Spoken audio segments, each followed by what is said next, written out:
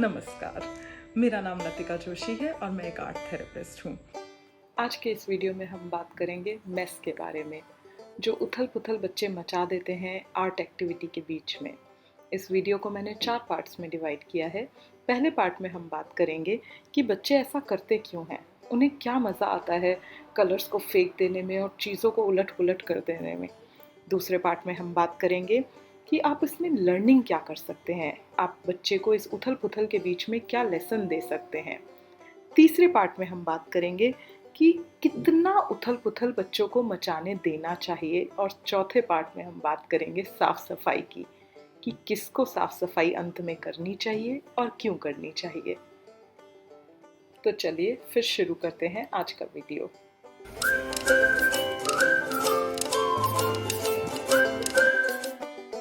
बहुत सारे पेरेंट्स ऐसा सोचते हैं कि बच्चे ये तोड़ा फोड़ी करते क्यों हैं, उनमें क्या इतनी अकल नहीं है कि इन चीज़ों को तोड़ा नहीं जाता। तो चलिए इस मुश्किल से सवाल का एक सीधा सा जवाब देती हूँ।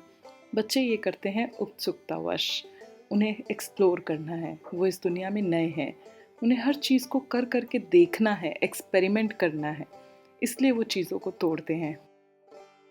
अपनी दुनिया में वो चीज़ों को तोड़ नहीं रहे हैं, अपनी दुनिया में वो कुछ नया बना रहे हैं, वो खोज कर रहे हैं, वो आविष्कार कर रहे हैं।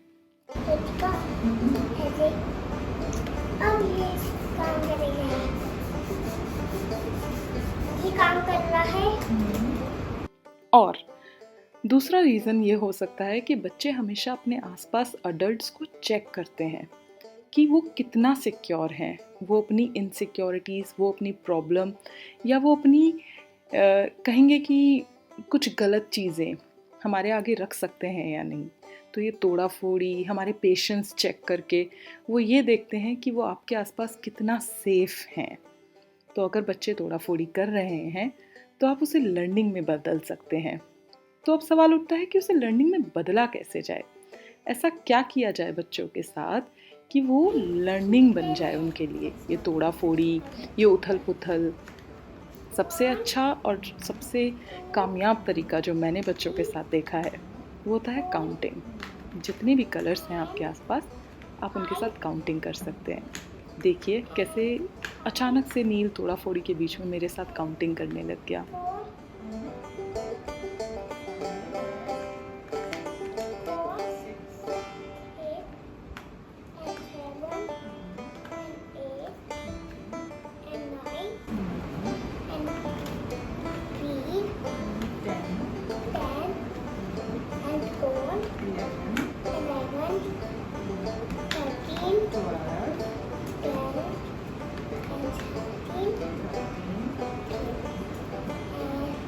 बच्चे ही क्यों, बड़े भी प्लेफुलनेस में ज़्यादा सीखते हैं। कहानियाँ बनाकर या खेल खेल में जो ज्ञान दे दिया जाता है, जो सीख सिखा दी जाती है, वो ज़्यादा सालों तक मेमोरी में रहती है।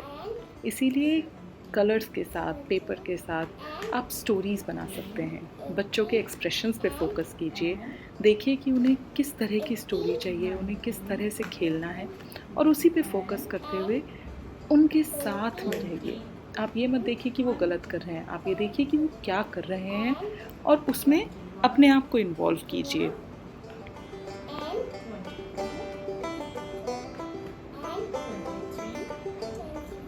और जब ये उथल पुथल बहुत ज़्यादा बढ़ने लगे तो बच्चे को रोकिए मत, उस पर चिल्लाइए मत, उस पर झल्लाइए मत, उसका ध्यान भटकाइए।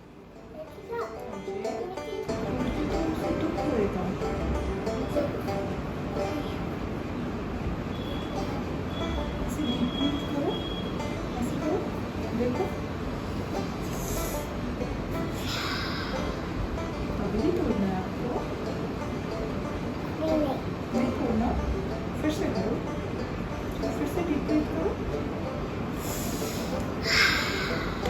अभी भी तोड़ना है, नहीं तोड़ेंगे, लाओ फिर लगा दें इसे बॉक्स में।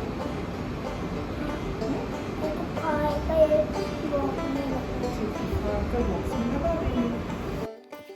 अब तीसरा क्वेश्चन कि कितना मैस ज़रूरी है, कितना मैस होना चाहिए एक आर्ट एक्टिविटी के लिए कि बच्चा एक्सप्लोर कर सके, एक्सपेरिमेंट कर सके। और आप उसे कैसे पता लगाएं कि वो हेल्दी हो रहा है और अनहेल्दी डायरेक्शन में नहीं जा रहा। जब बच्चा ये तोड़-फोड़ करता है, माना कि ये हेल्दी है, बच्चा एक्सप्लोर कर रहा है, लेकिन कहीं न कहीं सोसाइटल नॉर्म्स के हिसाब से ये गलत है। तो कभी भी स्माइल मत कीजिए, कभी भी एनकरेज मत कीजिए। अगर बच्चा आपको कहे कि आप साथ दीजिए, तोड़िए, तो आप तोड़ दीजिए, बहुत रिजिड मत बनिए, लेकिन उसके अगेंस्ट भी मत जाइए। और जिस दिन आप प्रिपेयर नहीं हैं इस मेस के लिए, जिस दिन आपको लगता है आपके अंदर इतने पेशेंस नहीं है कि आप इस मेस को पॉजिटिवली हैंडल कर पाएंगे, इस मेस को आप एक हेल्दी मोड दे पाएंगे, उस दिन 20 मिनट से ज़्यादा की एक्टिविटी बच्चे के साथ कभी भी प्लान मत कीजिए। अगर आपको लगता है कि आपका बच्चा बहुत ही जिज्ञासु है और हमेशा आर्ट एक्टिविटी किसी और खेल के रूप में बदल जाती है, तो कभी भी इस तरह की एक्टिविटी को आप अपने बच्चे को पब्लिक में ना कराएं, या हमेशा ध्यान दीजिए कि सिर्फ आप उसके साथ हैं जब ये हो रहा है।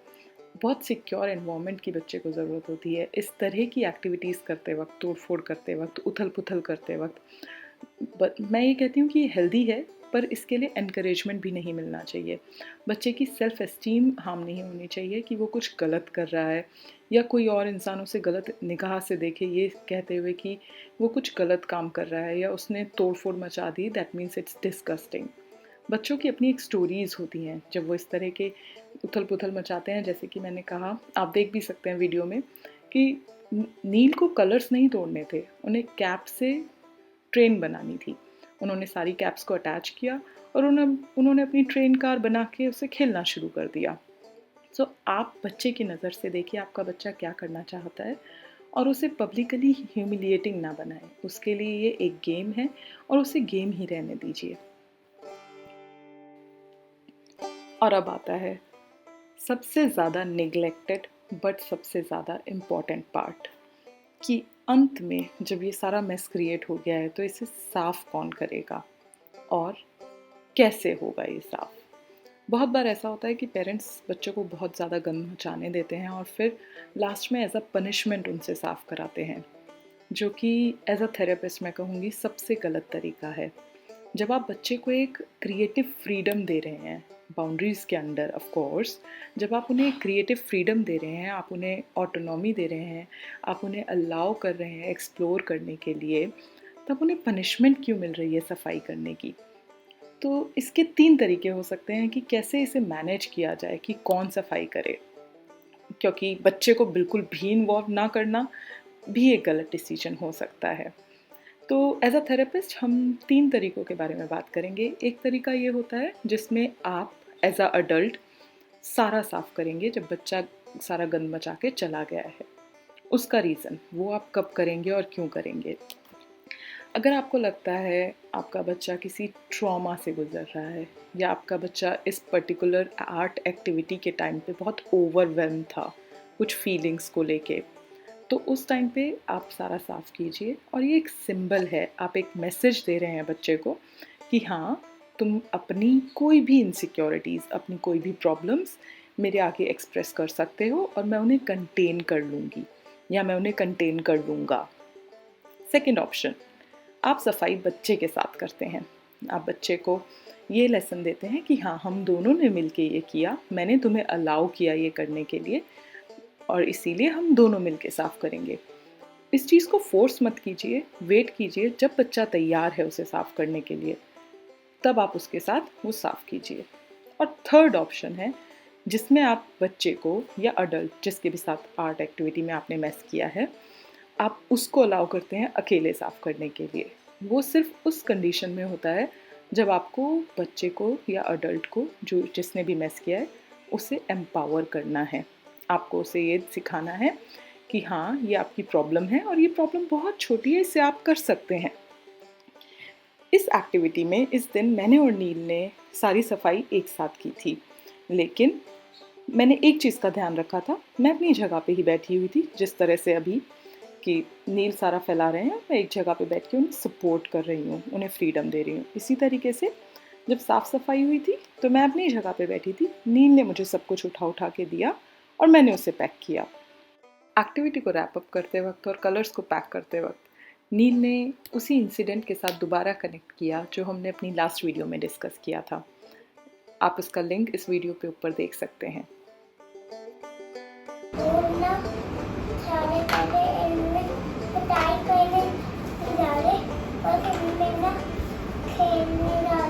वाओ, कलर्स खेलेंगे। ओके, फिर तो कलर्स हैप्पी हो जाएंगे। ये डोर बंद हो गया, ये कलर ये डोर बंद, खोलो डोर प्लीज। तो जब डोर बंद हुआ था तो कलर को कैसा लग रहा था?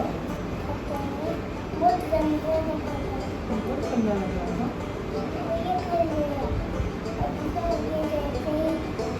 फिर डोर खुला तो कलर को कैसा लगा? बहुत अच्छा लगता है। इस वीडियो के अंत में मैं बस यही कहना चाहूँगी कि मेस को क्रिएट करने का कोई सही तरीका नहीं है, लेकिन मेस से जो आउटकम आते हैं वो हमेशा पॉजिटिव होते हैं। आपको अपने बच्चे के साथ क्यूरियस बनना है और इनडायरेक्टली उसे जज नहीं करना, उसे बैड या डिसअपॉइंटेड फील नहीं कराना, and then let the magic happen.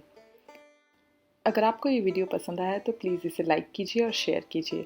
इसी तरह के या किसी और टॉपिक पे आप चाहते हैं कि मैं वीडियो बनाऊं तो मुझे कमेंट्स में बताइए, या फिर आप मेरे इंस्टाग्राम चैनल काउंसलॉजी पे भी लिख सकते हैं। Do not forget to subscribe my channel. Thank you so much for watching. Stay tuned.